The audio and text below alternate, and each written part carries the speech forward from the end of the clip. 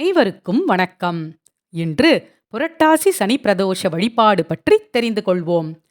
புரட்டாசி மாதமே பெருமாளுக்கு உரிய மாதம் என்றாலும் புரட்டாசி மாதத்தில் வரக்கூடிய ஒவ்வொரு சனிக்கிழமையும் பெருமாளை வீட்டிற்கு அழைத்து வழிபாடு செய்யும் வழக்கத்தை பலரும் வைத்திருப்பார்கள்.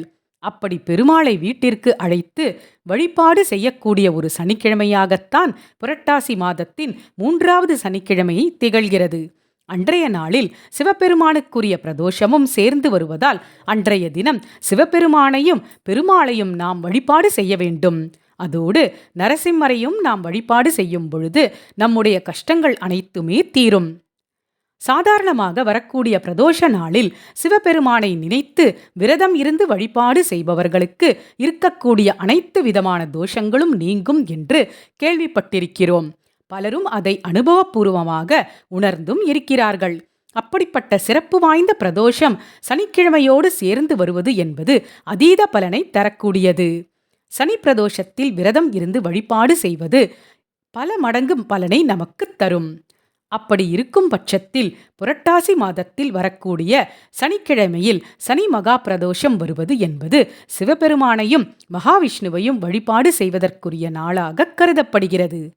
பொதுவாகவே புரட்டாசி மாதத்தில் வரக்கூடிய சனிக்கிழமை அன்று தளிகை போட்டு வழிபாடு செய்வார்கள். ஒற்றைப்படை எண்ணிக்கையில் வரக்கூடிய சனிக்கிழமையில்தான் வழிபாட்டை செய்வார்கள்.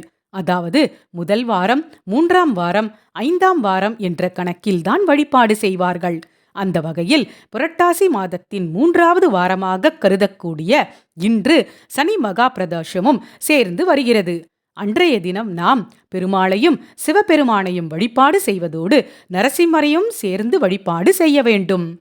பெருமாளுக்கு நாம் என்னென்ன பொருட்களை வைத்து படையலிட்டு வழிபாடு செய்கிறோமோ அதோடு ஒரு பானகத்தையும் தயார் செய்து வைத்து வழிபாடு செய்ய வேண்டும்.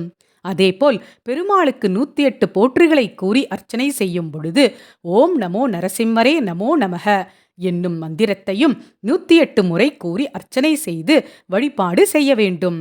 இந்த மந்திரத்தை மனதிற்குள் கூறாமல் சற்று சத்தமாக பிறர் கேட்கும் அளவிற்கு கூற வேண்டும். அப்பொழுதுதான் அதன் அதிர்வலைகளால் வீட்டில் இருக்கக்கூடிய அனைத்து விதமான எதிர்மறை ஆற்றல்களும் விலகிச் செல்லும். ஓம் நமோ நாராயணா. ஓம் நம சிவாய. ஜெய் நரசிம்மா. நன்றி. வாழ்க வளமுடன்.